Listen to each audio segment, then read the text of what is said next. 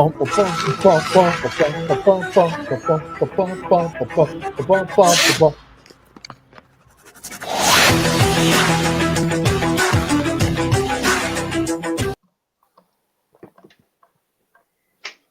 back. We're back. 19. 19. Yeah, I was playing well. I was not ready for that. Okay. All let's go. right. Let's do it. Right off the bat, hit it hard. Game 4 of the Four Nations Cup between Canada, USA. Canada wins! Woo! We don't usually show favoritism on this show, but fuck yeah, Canada won. Yeah. It was a great game. Honestly, one of the best games I've ever got to witness. And wow, Yeah. It could have gone either way. It could have gone down to one unlucky goal or one soft goal, but it didn't. So we were going to try and live stream, and Dave and I realized we didn't have the ability to on YouTube. So we did have a watch party together, which was pretty fun. Seeing McDavid's goal at whatever time that was, 12-ish? 11:30. Okay, 11:30. It was great. It was friggin' great. Oh, yeah. Like a fairy tale, McDavid scoring. Andrew thought I was frozen on screen because I was just sitting there like this. With for you on the podcast, I can't see. I have my hands up and my head back, just woo! I don't think you were frozen. I joked that you were dead. That was more fun. Fair. Oh, you mean that I was unalive, or that I was incompatible with life? Oh yes. I don't think we're allowed to say dead, but yes, too late. Yes, dead tired because of the time of night that the goal was scored, and after a glass of whiskey in the third period. But congratulations to Team Canada and Team USA on putting on one heck of a performance. That was an amazing game, honestly. It was great both ways. Both goalies were excellent. Binnington, he turned into Stanley Cup Binnington. Like, I don't know what to say. Now, before we go on behalf of all Canadians, I would like to apologize to Jordan Binnington. We did not have the faith that we should have had. We definitely should have had a little bit more faith. He proved us wrong. Please accept our sincerest apologies. Feel free to do that again in the Olympics next year.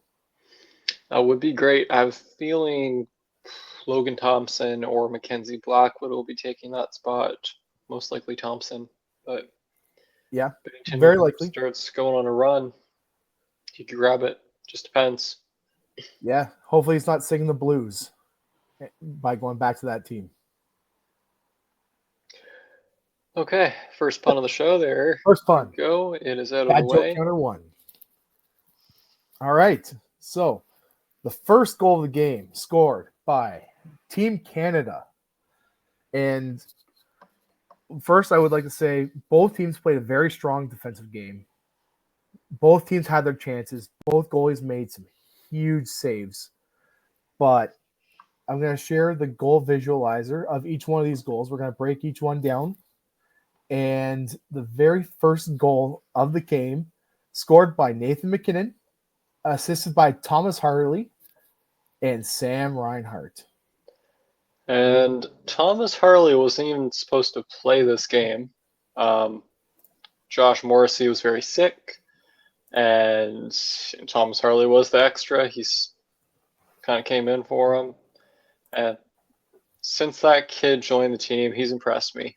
Like, I knew who he was. I knew he was decent before, but, you know, especially now, after seeing his play best on best, very good young D-man that Dallas has.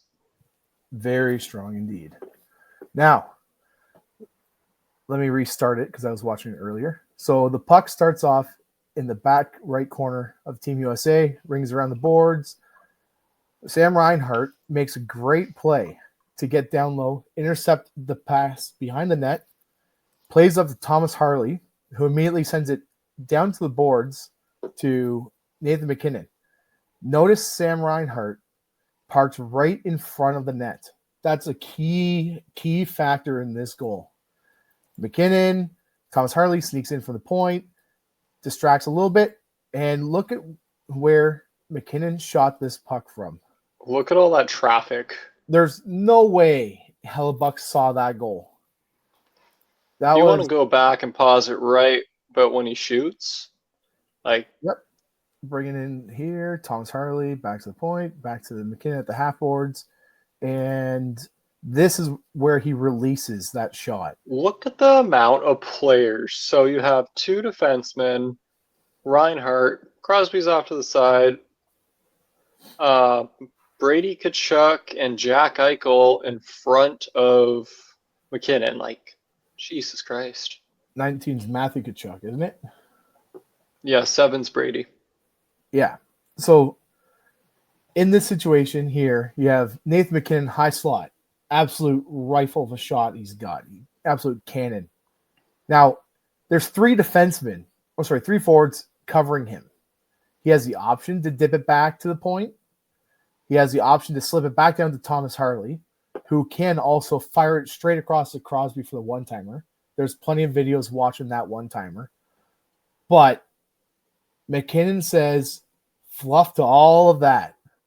And he fires this shot directly through all of that defense. And Hellebuck, not a chance on Yeah, Hellebuck's saw that an excellent goalie, but good luck stopping that. You know, it's just luck. If you happen to be in the right position, you happen to be there, but there's only one goalie that I believe could make that save. That he doesn't currently play, but most recent goalie, Carey Price, maybe he could have seen that because he's Carey Price. Maybe, but I don't know. Even then, that's a stretch. You got to get traffic in front of the net. So McKinnon fires the shot from the high slot, top corner, et le but, which is French for goal. And that was a very strong start, very similar to the 2010 Olympics where Team Canada went out on got up 1-0 on Team USA early, and very similar situation leading into the game where Team USA won the round robin game. And now we move on to Brady Tkachuk, the game-tying goal 12 minutes later. This is a perfect game from a Senators fan point of view. That is not the visualizer. That's the real one. There you go. Yes. So here's the visualizer. Center ice faceoff. USA wins it, rings it around the boards. Team a little bit of a fumble. Matthews goes for wraparound, and Tkachuk sneaks his way into the front of the net, finds a loose puck, and makes no mistake. It's in the back of Canada's net. Cannot blame Binningwin on that.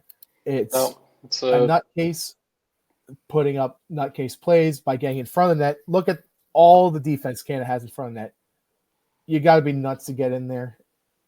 Brady Tkachuk is that. It's Brady. He doesn't give a shit. You know, he'll go anywhere. He's not scared of anyone. Yeah. So, I mean, although he lost, I thought I loved Austin Matthews' game. Couple inches on a couple shots over, and he could have easily won the game several times late in the game, overtime. Coulda, shoulda, woulda. The greatness finds a way. But, so, visualizing this a little bit of a soft play back. It looks like he fumbles it a bit. Matthews reads the play, gets down deep. Wrap around. And Brady Tkachuk just sneaks in out of nowhere. Comes in, finds puck, et le but. And Team USA goes off to the corner and celebrates. And McDavid is sulking in the other corner over here. That pass around the boards had been a little bit faster. Yeah. Should have been better. I believe 5 Sanheim, right? I can't remember, honestly. If I'm being... Yeah. So, but either way, 1-1. Now, let's move on to the Jake Sanderson goal. Good game for Senators. Yes. Very good game. Oh, that was perfect. Sens score, but America loses. Yes. Canada wins. Yes. We are now in the second period. Just over halfway through. Puck's behind the net. Look who's back down there battling for it. You got Austin Matthews. Just under halfway through. Is that Brady Tkachuk? And 21, can't remember who that is. Rings around to the point, fires it straight across, or fires it on net. Matthews finds the rebound, another shot. Sanderson comes in, finds a loose puck, just like Brady, but further out. Makes no mistake. 2-1 USA. That one was a nice goal. Just the snipe by Sanderson. Yes, it was. Bennington, again, didn't have a shot on that one. And no, not really. That's tough. It's a great play. A little bit of puck luck on that. To be fair, there's like a couple juicy rebounds, but traffic in front of the net, point shots. You got to find a way to get to the front of the net. Matthews picks up the rebound. Sanderson finds the other rebound. It's in the back of the net. Playoff style goals. That's how you got to score. That's Matthews' second assist of the game. Go Leafs. True. And so Sam Bennett, this goal was great. Yeah, so after this goal, Canadian fans getting a little nervous because of what happened in that first game where USA shut it down. They just said, take the puck now, just leave our zone. You guys can come back in, but you guys can have the puck. Just okay, now it's going back out. Okay, you're coming. Okay, our puck, get back out of here. That's what the USA did the entire first game, and it was frustrating. Yeah, it was a defensive masterpiece by them. And it's very even game, back and forth going on up to this point. And now we got a little bit of a line change here. On comes 6 and 9 for Canada. And USA breaking out of their zone. Fires it up the boards. Nice little steal. 6 is Devin or Devon Taves. 9 is Sam Bennett. 9 is Sam Bennett. So Marner drags the defenders over here, feeds it through to Sam Bennett. Little breakaway. Now, what this visualizer doesn't do on this goal, a mini breakaway and Sam Bennett, like, what? This visualizer doesn't show it, but what a ridiculous lift on that puck to shelf it from that angle. Yeah, he elevated it like crazy. It was impressive. It was basically a straight vertical shot, as vertical as you can get. Like, guys, a lot of guys practice that. They pile up lots of pucks right on the goal line, and they just practice hitting the crossbar. But it's only truly special players can do that game situation. And there was the camera angle that I saw. There was absolutely no hole over Hellebuck's shoulder. There was no light of net behind him, except for a little tiny piece that big. Yeah. And Sam Bennett found it. It was an incredible goal, but I really loved the beautiful play by Mitch Marner on this to draw the defenders. Obviously big pick up by Sam Bennett, recognizing plays along the boards up to Marner. Marner breaks in. See here, dangerous play. He's cutting across the center ice, cutting across. The defensemen cheat a little bit over to Marner because they know what he can do, but they cheat a little tiny bit, especially number 23. Is that on Fox? Yes. Cheats a little bit towards Marner, and Marner found the hole right in between the two defenders to feed Bennett, and Bennett did it just a little bit too far. And I mean, it was a great feed by Marner, high pressure situation, and he delivered. Has to be good for the Leafs. At least give you some hope for this year's playoffs. But great goal. Hellebuck had no chance. Simple as that. Yeah. So far, we're looking at game tied 2-2 in the second period. And it's a very close game. All of Canada, they breathe a little bit of a sigh of relief of, okay, we've tied it up. We're not going into the third period down 2-1. We're not in a bad spot. We just need one shot to win them all. Bless you. That is your brother sending me stuff on Instagram. Oh, for a change. Yeah. That's not him responding to every text message. Oh, God, I hope that doesn't happen. to mute it. But yes, basically both teams went in defensive mode after this, didn't give up too much, and stayed that way right through overtime until, well, Austin Matthews made a mistake. He left the best player in the world open, and Marner fed him the puck, and McDavid scored. But we'll take a better look at that. Yes. There is one little thing that I'll point out with that replay.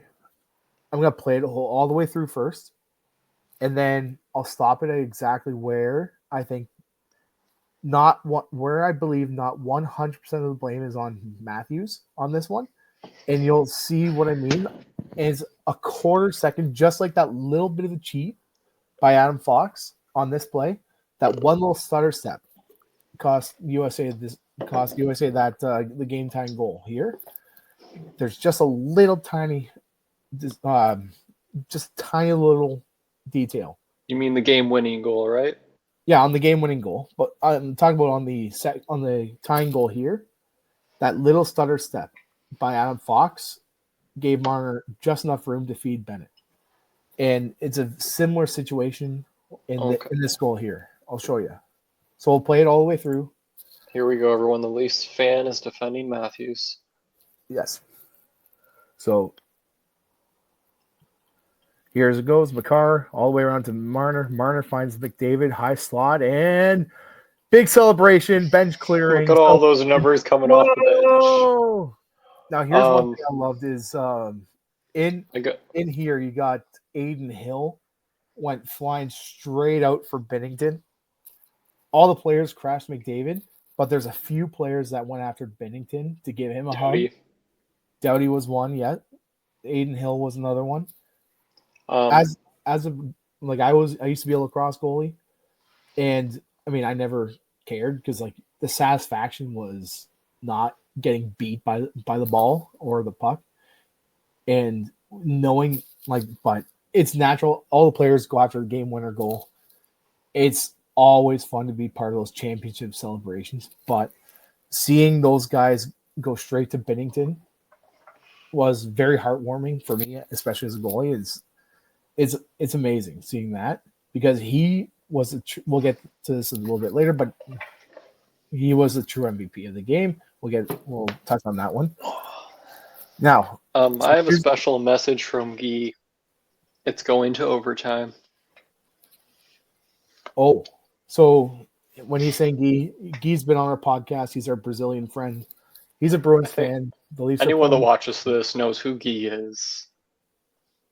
The one guy who's watched every episode consistently. Hey, we got a person or two on Spotify that listen consistently. Shout out to you guys. Very, very fair point.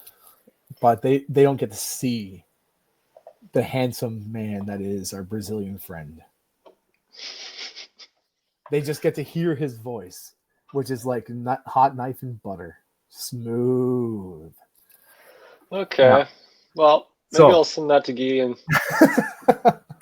he'll see how you really feel about him. Yeah. But go ahead. So play this. Explain what you're going to explain. So there's two details. One on Team Canada's side and one Team USA. So McDavid wins the face-off here. There's a shot that goes in the corner. So here you got Cale Makar. Exactly who you want to see at the point at this exact moment of time for obvious reasons that ended up panning out. So Marner started on the inside face-off on the right wing. Notice how he's already headed out to the far corner. He knows that Makar is going to wheel that puck all the way around the boards. So that's the first point. Yes. One other thing. I got this on an interview Marner had. So Marner made eye contact with Makar before he did that. Or kind of on the way, and he knew it was coming for that reason. Well, he read it was really the only option, but just that eye contact, yeah. And we've described that as the Crosby to McKinnon no look between the legs, between the defender's legs, pass across the net to McKinnon on the power play for the first goal of the tournament. It's beautiful. It's that 10th of a second read that sets NHL players apart from even AHL players in the rest of the world. Now, so Marner is already off in the corner.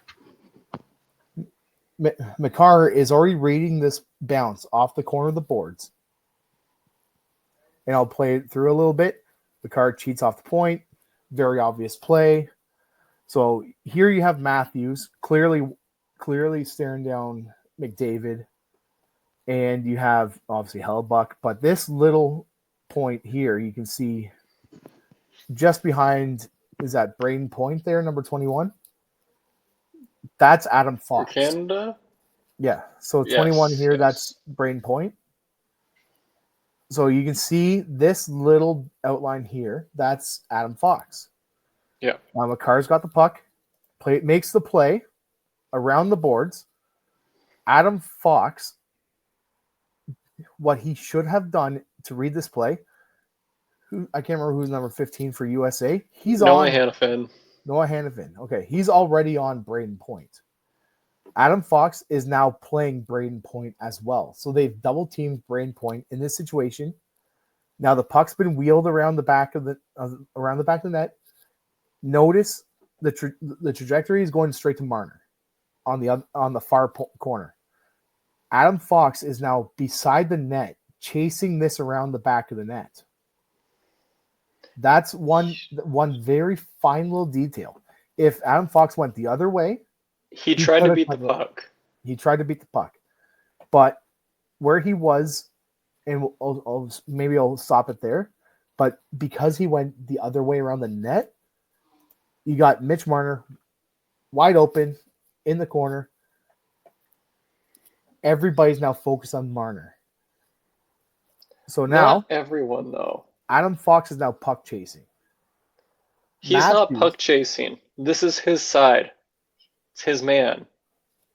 Yes, and that's one of the details I was making right there was he went around the wrong side of the net. If he went the opposite way, towards the right side of the net, he's cutting that puck off every time. That 1 millisecond reaction, Marner's alone. Matthews sees Marner's open in front. He's open in the corner. Unchallenged, Marner can do things when he's got all the space in the world. Like we all know. Except for playoffs so far. Maybe that changes this year. We'll see. Now, McDavid slips out from the face-off dot area right and around here. Slips out, finds a high slot opportunity right at the hash marks. Marner knows that's exactly where he's going to be. And the rest, as I say, is history. And the flood of all the players coming onto the ice. And celebration. Celebrate good times. Come on. Yes. Now, there's no guarantee if Fox goes around the other way that he gets that puck. It's the only thing. So I think it's because he was already out of position. Like, he's already following Braden Point. He should be switching with Hannafin because he knows Matthews has McDavid here. He's already coming around this point. He's already coming around, sorry. I'm going to stop you there. Yeah, okay. Fair point, but as you said, where did Marner start the face-off? On the right side here. On the right side, inside hash marks. Exactly. So Marner did slip away from the play. Fox was on his original guy. He should have realized that, but look, by the time he gets over there and he's like, crap, Hannafin's here, Point, we're double teaming. Makar basically already has the puck, so his reaction time is to get there or to go around the other side of the net. And either way, there's no guarantee he catches that puck.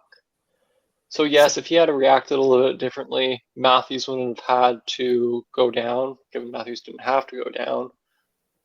But that's still on Matthews. You don't leave anyone open in the high slot, let alone McDavid. Obviously McDavid, but so I think I've paused it at the perfect moment. So I know what you're saying. He's on his original man. It's just like when we have issues on when we're playing our games on Friday, Saturday night. Sometimes we don't switch. Yes, there needs to be a switch off here. There had to be a switch off. But where Adam Fox is, he's on the right side of the net. Like from the defensive point, net out, he's on the right side of the net. Makar's at the left point. He takes one hard stride. He's going to be behind the net if he goes around this side. By the time he gets here, if he goes around the right side of the net, the puck is probably just making the other side of the trapezoid around here. But because he followed point, see what I mean? The distance he covered from this side, the right side of the net, to where he is now. Look at the time, though. Oh, I know. That is half a second. And yes, it's NHL, so you need to be able to react like that. But the best of the best of the even the best can't. Like, to react and realize it's going around. He tried. Like, he tried to stop it. He already had the momentum going that way and covering Adam Fox. Mm-hmm. So I can see that. Or sorry, covering Braden Point, not Adam Fox. Now, as a defenseman, because I played defense, I've had plays like this, similar to this. At this point, because I played both left and right defense. I was a very stay-at-home type player, so I was always paired with puck-moving, faster guys. So I was almost like the Devon Taves to Cale Makar in that sense, where I'm the stay-at-home shutdown, or more like a Chris Tanev than a Morgan Riley in that sense. That's probably better. I wasn't going to be a point per game player by any means. I was never going to be a 0.25 points per game player. But even though I'd end off every season with maybe 4 assists in 20 games, I still had one of the highest plus minuses on the team because I shut everything down. Now, obviously, a much, much, much lower level, but you can still if I'm on the right defenseman on this side, I'm still covering, but I'm also yelling to my D partner, like change, to like I'm yelling at him saying, "Hey, cover this guy," because I've already seen Mitch Marner coming across into the far corner. I've already seen that, and I know that's my guy. But at this level, obviously much different. This is quarter second that this time lapse happens, but the difference between when Adam Fox is here versus where he is here, the distance is about the same traveling towards the back of the net. He's already here where the puck is. I agree, but you're not factoring in momentum. Everybody already has momentum following point. He stops. He could stop and try and go the other way if he sees that Makar is going to shoot it down. But that stop and turn around and going the other way, it's not much different. It might actually be worse. Now, I never had great edges, obviously, but a quick little pivot, and you can transfer all of your momentum from one direction into a full 90 degrees. A quick turn and a crossover, and you're going the other direction. And that's why these guys are in the NHL, because they're able to do that at top speed. Obviously, I'm traveling when I'm on the ice, but the fastest I'm traveling is maybe 5 miles per hour now, if I'm lucky. If I got a full steam ahead against me, I'm not a fast skater by any means anymore. But these guys, they have their edges, their blades are sharper than the sharpest knives in the world. These guys, their equipment is top notch. Their skate blades are probably in the hundreds of dollars, whereas mine I don't even know if I can get mine replaced. I just have to replace the entire skate. Probably. But these guys, that's what their equipment does. And it's designed to be the best of the best equipment. Adam Fox is a phenomenal skater. He's one of the top skating defensemen in the league. That's the style he plays. He's able to make that change to get behind the net. It's that quick half second where they've now double teamed Brain Point, not taking away from Yes. Brain Point. He's a phenomenal goal scorer. He's got one of the highest shooting percentages in the game right now. He gets the puck. It's probably going to go in your net if he gets the opportunity. Okay. You But- play it through and stop it when Marner gets the puck. So now Marner gets the puck right here. Adam Fox is in La La Land behind the net. He's missed the puck that he was trying to intercept, and it's heading straight for Marner. Matthews is actually a little bit further away and is covering McDavid. He should see Hanifin on point and stay with McDavid. Yes. And as a back checking forward, he's thinking, oh no, that's Mitch Marner. He has some of the best hands in the league. I know what this guy can do. That's a danger. It is, but look where Marner's Adam Fox is. Marner can shoot it. Marner could pass it to Sanheim, maybe. But, if Matthews doesn't leave McDavid and leave him open, it creates a less dangerous situation. It doesn't mean he wouldn't have scored, but it's a hell of a lot less likely than a McDavid slot shot.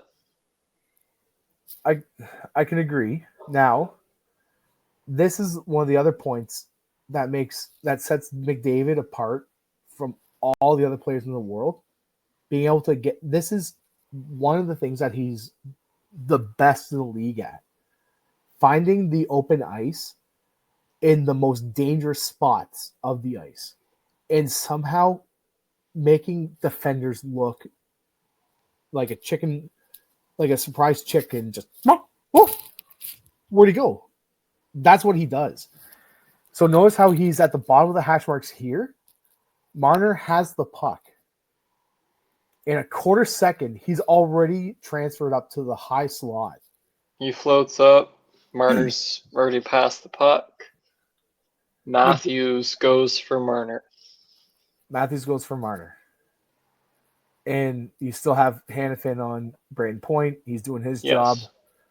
But this visualizer is pretty much the reason why I truly believe Adam Fox's quarter second decision to go the left side of the net versus the right side doesn't give him the ability to cut off that pass by Makar to ring it around the boards. If he had just gone the other way, he's got that puck, and we're still watching the game unfold as of this moment here, where the puck's in the back of the net. Now, I will agree to disagree. Matthews should not have left McDavid. He should have been on him, like sticky bubblegum hands to a toddler on every surface in the house. Okay, good analogy. McDavid should have had no space to breathe or even think, because you cannot let the best player in the world who puts up 130 points in his sleep in a regular NHL season. And you cannot do that. So Matthews, yes, he should have played McDavid tighter, but Adam Fox had to read that play better. But again, the entire time that this play elapsed, notice the time at 8 minutes 18 seconds left in overtime. For the face-off, it's not counting. This entire play happened in 5 seconds. Yeah, it's quick. It's very quick. I'm just going to correct myself on one thing. Devon Taves is number 5. Sanheim's number 6. Okay, so it's the best D pair in the league on this play. But just think about the players that are on the ice for this moment. Devon Taves and Cale Makar, best D pair in the entire league, let alone probably two of the best defensemen in the entire league. Arguably the best D pair. Like, I'd say I can't name a D pair in the league that's better than them. Hughes and Hronik, arguably. I it's Last more year, I'd say Ekholm and Bouchard, but Bouchard's messed up too much this year. maybe that Stanley Cup loss really got to him. Maybe. And he started Ferme LeBouche hard in. Okay. Well, that In really English, sums that up the means final. yeah. Bouche's mouth, Ferme is shut. So he shut his mouth this season. Yes? No? Okay. Yes, Yes. I got it. Guess you can explain it to everyone else. Who may not know the French language. Yes. You're welcome. So, I am dad jokes and I'm a bilingual dad joke artist. Unfortunately, you are. It's a talent. I like If to you say. say so. That pretty much sums up the Four Nations tournament, final game, the championship win. Once again, congrats Team Canada, and good job to the U.S. It was a very close game. Could have gone either way. Everyone played really well, and I might be blaming Matthews for that final goal, but he played well too. It was great entertainment, good hockey, great for the sport. It had a combined, I think, 20 million viewers between Canada and the US. 9.1% of the US population tuned in, and 26 point something percent of the Canadian population tuned in. That's not including all the legal streams and stuff like that. So I don't know anybody that does those. Yeah, I'm sure you don't. No, we had a watch party. So when we say watch party, Andrew here was streaming the game on his TV, just through his regular TV provider. Yep. And me, our Brazilian friend Guy, and our American friend from Michigan, Dave. Yes, we have the same name. No, he's Daver. You're Dave. Yeah, he's Daver. Sorry, that's an inside nickname we have for him. So, but yeah, the three of us were watching through his stream, and so we were all watching this game together. Daver was only there for a little bit of the time because he came back from his men's league hockey game, and then we got to listen to him order food from a fast food restaurant. I can't remember which one it was. Yes, this man's going through a drive-through and just getting a burger or something, and then Dave starts yelling through the phone trying to get some random thing added to his order, and he comes back after Daver goes, "What was he saying?" It's like he was trying to order something. He's just being a little shit. But yeah, shortly after Daver joined, Guy messaged and he wanted to have a watch party, so I just added him to the call, and we all watched for a bit. Both of them left. Daver left early enough, but Guy stayed for a good portion. But he had to go to bed because Brazil's 2 hours ahead right now. So yeah, So this little prank that I was doing, I got the idea because I was talking. This is a few years ago. One of my buddies that I was working with at the time, we were chatting. He was on his way in. I was already at work getting the shift set up, and he says to me on the phone, "Hey, give me 1 second. I'm about to order. I have you playing through my car speakers." I was like, "Oh, where you at?" He goes, "Oh, I'm just at Tim Hortons." So he makes his order. He's like, "Can I get a large double, which to non-Canadians is 2 cream, 2 sugar." I found that out the hard way in Vegas when I ordered a double at McDonald's. I got it black. I said I asked for a double, and they said, "What's that?" And I said, "Oh, milk and sugar, please." "Oh, okay." So he's ordering food and he's ordering his coffee, and I could hear it so clearly, them reading the order back. So I decided to yell, "Can I also add another extra large coffee with 2 milk, please, and a Boston cream donut?" And I could hear them calling it back over the loudspeakers, like, "You would like to add to that order?" I said, "Yes, please." And my buddy Josh, he is sitting there laughing so hard that it actually went through that he forgot to cancel it. So I figured he would have canceled it when he got to the window. Oh, Five you're an minutes later, ass. yes. So 5 minutes later, he shows up to work with a coffee and donuts. He goes, "You owe me $4, asshole." And I'm just going to add on to this story. So, as we may have mentioned on the show, I think we did, I went ice fishing with Dave. And on the way up, I stopped at Tim's and I was on the phone with him at that point. I said, just wait a sec, I'm going to get something. And he tries to do the same exact shit to me. Only thing, thankfully, the Tim Hortons employee did not hear him. So, yeah, Yeah, don't talk to it's a Dave if you're going to order anything. Pro tip. it's a fun little prank that you can pull on your friends. Comment on these videos or reach out to us over Twitter or other social media to let us know if you have pulled this prank successfully. I would love to Okay, hear your story. Dave's gone to his weird robot news voice again, but that pretty much sums up the Team Canada game. The celebration was great. You know, there was a lot of Canadians in the stands. It was cool to see. Uh, I think Dave called the game winner being McDavid. I think I called the MVP being McKinnon. So we don't know. I haven't gone back to check to see if it was in the previous episode, but it was definitely during our watch party in the third period when I said, and I believe, quote unquote, how fitting would it be if McDavid won the game in overtime? It would almost be like Crosby passing the torch Yeah, from 2010. The best of he the did. world scores then, the best of the world scores now. How amazing would that be? And then I took a sip of my whiskey.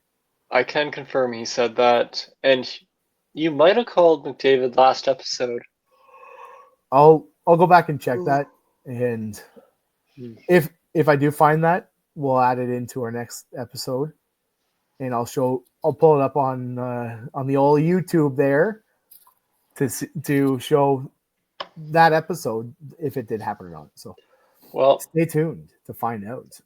um, We're not done, by the way. there was one point during the celebration, Crosby and McDavid were hugging, and Crosby just quietly said something to him. I'd love to know what that was, but Oh yeah, yeah, never will. never will unless they come out to say it. Yeah. So Anyway, once again, congrats to all the teams that participated. Canada won. I'm happy. Proud Canadian. Proud of the boys. But we do have some other news to move on to. just before that, I just wanted to say how incredible of a tournament this was. Obviously, I'm repeating this, but where does the NHL go from here? They've had the All-Star game where players have not been interested in playing to this. In the viewership that they've added, the awareness that they've added to the sport of hockey with this true best on best is off the charts. It's Like impressive. I can't remember a time. Like I said to my wife when I got home from work on Thursday, how excited I was to watch this game. And I said, I haven't been this excited to watch a hockey game in as long as I can remember. And this includes game sevens for the Leafs. Now, the first Those couple aren't I was exciting playing. for you, though. No, okay, we know Those the are outcome stress and is. anxiety inducing. Yes. Now, last year I was saying, okay, it's game seven. Can we just end it? Now, I was also saying that in game 5 and 6 because the Leafs look probably like the worst they've ever looked in the playoffs since Matthews came aboard. But it was a horrible series. But I'm talking even the game sevens from way back in those first and second years. This Yes. game was the build up to it. The actual game itself lived up to every expectation. It was shutdown hockey. It was just a master class and shows just truly how spectacular every single one of these players is. And they all shined in their own little ways. And as a Leafs fan, I am over the moon about this because Matthews was phenomenal all tournament as a shutdown two-way forward. He didn't score in this game. He got 2 primary assists, and that's a huge piece that hopefully he can translate back to the real NHL. And That was pretty good. Marner, he had by far the best game of the entire tournament in this game. So as a Leafs fan, this couldn't have been a better outcome, unless it was Matthews scoring the game winner. Yeah. But for us, But hey, me, Team Canada won. Matthews like had a phenomenal game. Marner had a phenomenal game. And, it works out well for both of us. Canada won, and your Leafs players performed, my Sens players performed. So all in all, pretty good. Yes, they did. Anything else you'd like to add before we move on? Oh wait, just one more second. I'm kidding. No, I'm really interested to see what they have in store for next year, because obviously, well, maybe not next year because they have the Olympics. Like, how do you go back to doing just a regular All-Star weekend after you've just exposed all of the entire world to this? How do you do that? It'd be hard to go back. I think they could do it eventually, but like every couple years, All-Star 1 year, World Cup of Hockey or something like this, Olympics, whatever it is. But it was great, so hopefully they keep it going. Yes. It was just absolutely phenomenal broadcasting. Like, it was, and the way they brought back like previous NHL stars to be part of this, like the opening ceremonies, they had Alfredson out there, they had Lemieux out there, they had it was all pretty cool. Timu Solani, they had Mike Richter show up. Some of the American streams had Wayne Gretzky and Paul Bissonnette going at each other, which was very entertaining to watch. I got to see some of that. Like, the entire tournament, and again, we're not going to get into the booing of that because that's a whole different story, but it has no place in hockey. But overall, the tournament was, except for the anthem singers, they had their own issues. Everything was off the charts. And what an amazing special tournament this was. Hockey has needed this, and they got it. Yeah, the sport definitely got a good boost. Speaking of Gretzky, though, Ovi is closing in on his record, so Caps had back-to-back big games. I think it was a 7-2 8-2 win. 8-2 first. On Saturday. Saturday was 8, I'm pretty sure. Against Pittsburgh, yes. 8 goals and 7 goals, though, so 15 goals in 2 games. Ovi doesn't record a point in the game where they scored 8, but gets a hat trick the next game, and he is getting close to Gretzky's record. It's going to be when he breaks it, and it's going to happen this season, most likely. Yes, it at this pace, it could be a week of games. He hasn't slowed down at all. That's the crazy part. He broke his leg and came back, and it's fine. Mm-hmm. Now, I don't know if he's scored tonight, but currently, as a reminder, Wayne Gretzky is sitting at 894. That's not going to change. But Alex Ovechkin is now 12 goals behind Wayne Gretzky. 12. That's nothing. Yeah,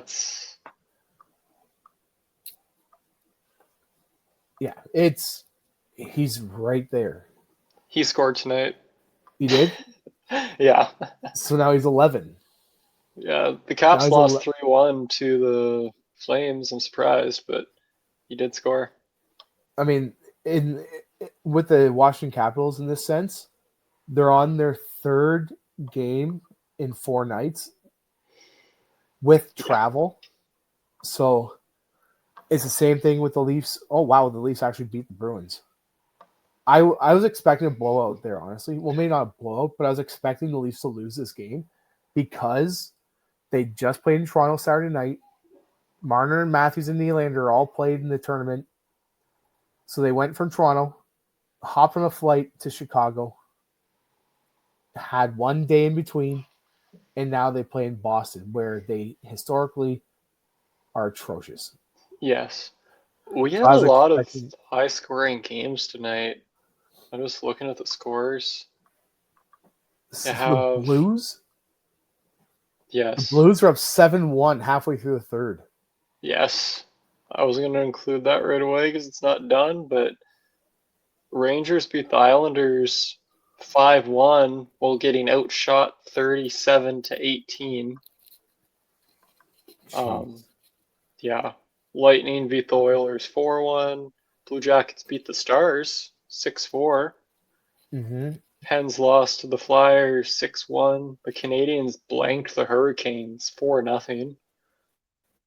Well, the Sabres and the Ducks had a battle of flaming garbage, and the Sabres won 3-2. We just said the Leafs and all other games are still going, but yeah, the Blues are definitely going to win that game. If they choke that bad, they suck. That would be um, probably one of the biggest. I'm actually wondering what the biggest comeback in NHL history would be, because that's got to be close. A I six think it's a goal six deficit. goal deficit. That is like I really want to see it in half a period. That would be amazing to see. So I'm just bringing some up here. It's actually a 5 goal deficit. The Flames erased a 5-0 deficit against the Leafs with only 13:58 remaining in the third period. Of course, it's against the Leafs. The last thing I want to bring up on that one. Of course, the NHL had to schedule it like this. 5 years ago on Saturday, the Leafs played the Carolina Hurricanes in Toronto. Do you remember what happened in that game? David Ayres. The David Ayres came in as an emergency backup, 41-year-old Zamboni driver who works for the Toronto organization, stepped into his first ever NHL game, only ever NHL game, never had a chance at making the NHL until this moment, and wins. Carolina won 6-3 that game.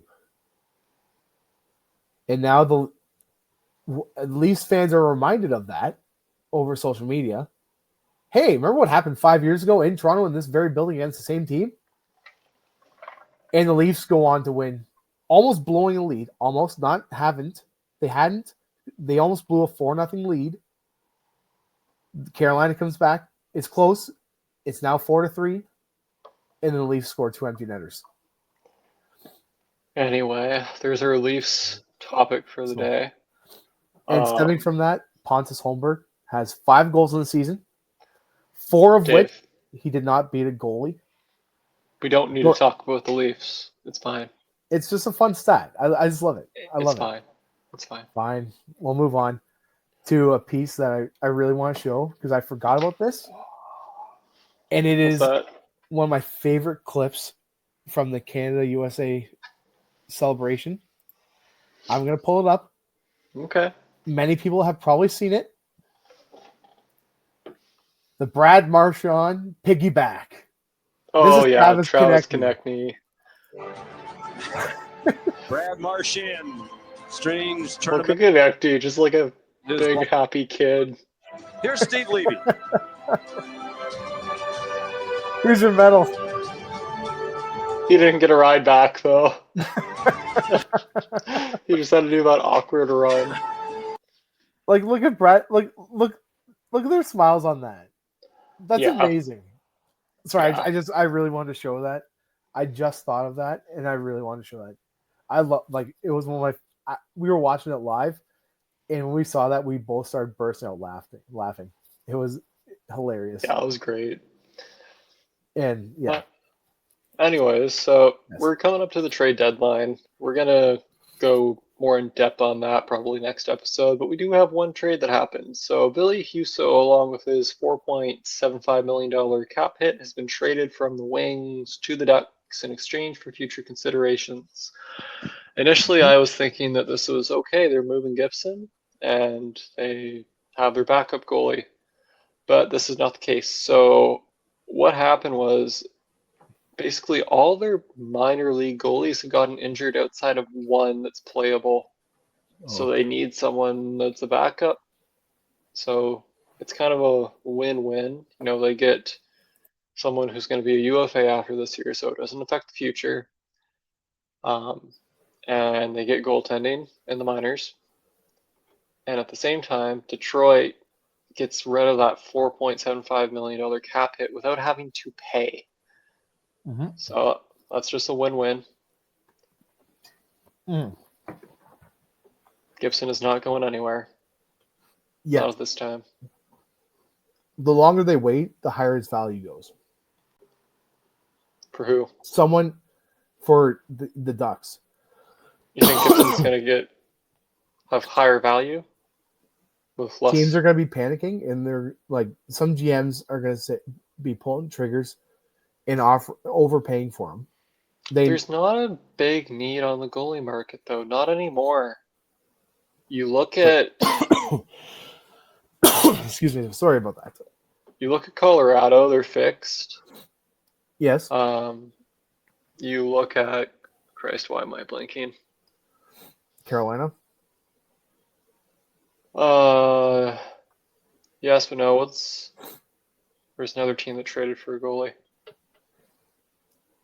Who traded for a goalie? Why am I blanking on this?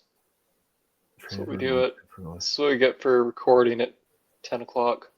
It's only 10:23. Yeah. We'll come back to that one, but I think Gibson, I mean, maybe he can't do it in the playoffs, but as a backup goalie, there's huge value in that alone. Like, you need in this league 2 goalies. Like, how often do you see one goalie riding the entire playoffs last year? So I think Gibson will. I think he will be traded. What he's going to be traded for, I don't know, but I think there's a couple teams that would love that upgrade. So who's on the cusp? Like Detroit, maybe they could use some veteran goaltending. They're right there. They're currently leading Minnesota, so they're sitting, I believe, in that second wild card spot. By the way, I was thinking of Thompson in the offseason last year. That's all. Just because of his extension. So, obviously, the Cavs don't need tendies, and neither do the Avalanche. The Oilers have come out and said they are not trading for a goaltender, and they will stick with Skinner and Pickard. We'll see if that's true. I don't know if he gets moved. Maybe in the off season. I think Edmonton's wasting an opportunity. You got to see, you got to play that market. That's one of the biggest chips that they have to play. You got to maximize on that value. Maybe Calgary to back up Dustin Wolf. They have Vladar for the rest of the season. They're fine. They're fine, but they could. Are you saying that Edmonton should trade for Gibson? Because they only have $5 million cap space. And that's with Evander Kane on IR. So he comes off IR. They have like $50,000 in cap space. And but he is skating, to my knowledge. But you're trading for Gibson. Your goalies are Stuart Skinner and Vladar. Like you said, right? Oh, sorry, Vladar's on the Flames. Calvin Pickard, sorry. But you're telling me Gibson could be an upgrade to either one of those guys?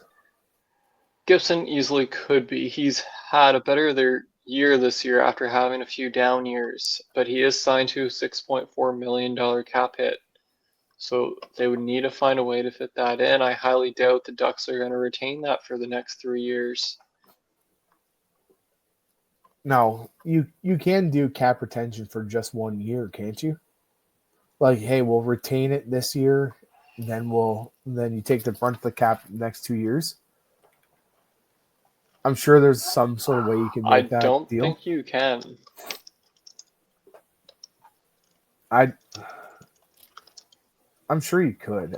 Or if you can't, maybe I'm mistaken, but yeah, I mean, you're looking at both of them. They're both sub 900 save percentages, and you're telling me Gibson would be like, Let me double what's check their that, contracts?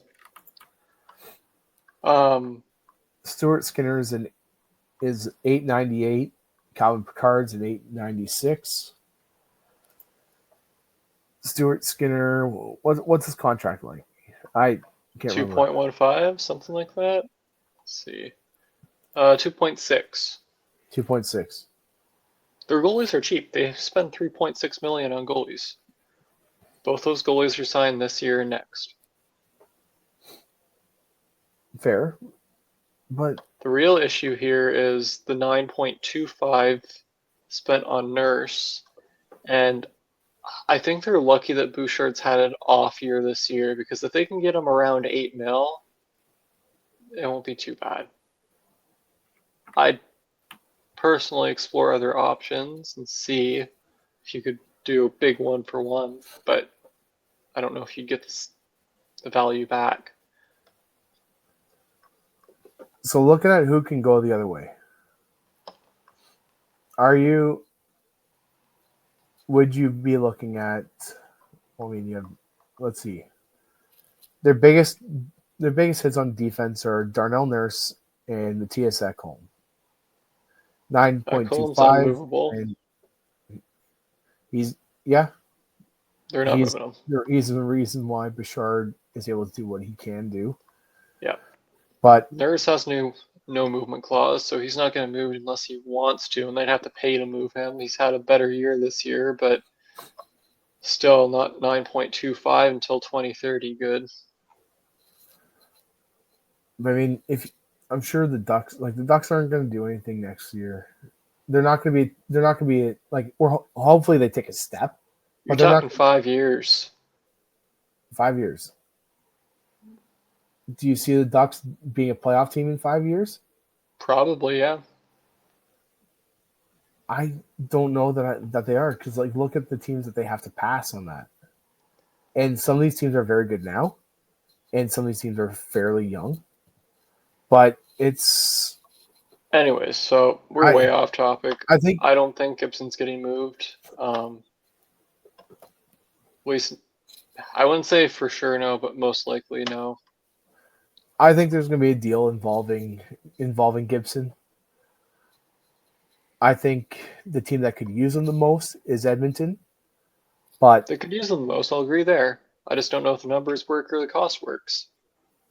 There's definitely a team out there willing to take some cap hit on that. But yeah, I think for a cost. Back to the original trade here.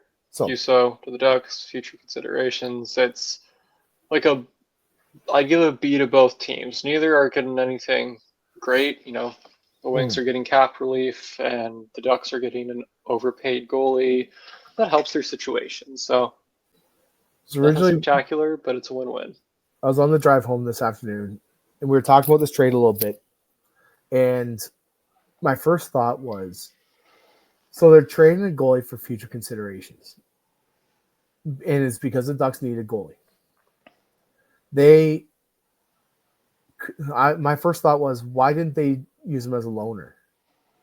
And then that's when Andrew mentioned the cap hit. Yeah. So the cap hit is a huge factor in that. A loaner, he's still on the books for the Ducks, or he's still on the books, but getting rid of him, 4.75 off the books. It's a win, and it's a smart move. I agree, it's the right move to do. Ducks were in a desperate situation, and they didn't want to send a loaner.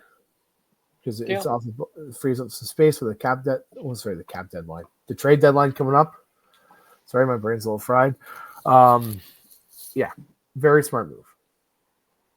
Now, one thing we did want to quickly touch on, I think the biggest piece for trade bait coming up, and I mentioned this before, Ryan O'Reilly is the biggest trade piece. Now, there are rumors about Mikko Rantanen, but with a cap hit and not having to re-sign him, Ryan O'Reilly is the biggest. I think that's why I think he's the biggest trade bait for the trade deadline coming up. I couldn't believe, I can't believe that Barry Trotz is not going to trade him, and who couldn't use him. Yeah, he's a good center on a cheap contract that will bring veteran leadership in. So it works. You have Millstat on the Colorado Avalanche. You're telling me that's not an upgrade? I would love to see him back with the Leafs. It's not going to happen. But, yeah. More trades coming, and we'll be covering them. We'll cover that all next episode. We'll go in a little bit more depth on that trade bait list and see who's available. Talk more about Rantanen potentially being flipped. But thank you, everyone, for tuning in. Remember, like, share, subscribe, comment any questions or anything you have, and we'll see you next episode. And congratulations, Team Canada. We're still the best. Always have been. Always have been, always will be.